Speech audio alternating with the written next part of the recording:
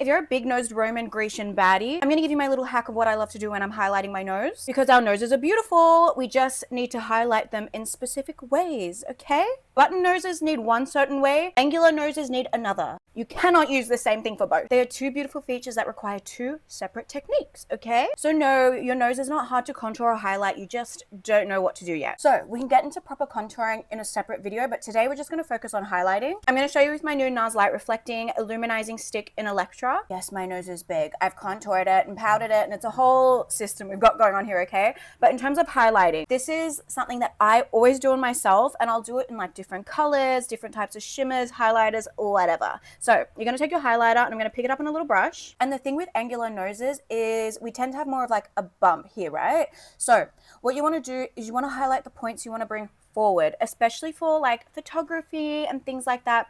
Those are the bits that are going to catch the light. If you keep it all one neutral, then the whole thing's going to catch the light. This is going to be darker, that's going to be lighter, and it's going to seem more forward. Does that make sense? So in highlighting, we're trying to create a balance, okay? We love balance. So in order to have this even with this and this, we're gonna highlight right in the middle here. So we wanna bring this forward, right? Just like that. And now that is naturally pulling forward. So my nose is looking a little more balanced, and it's evening out with my center, which is what I love. Now, in terms of the tip, this is going to be very different depending on each nose. My nose is a little wider.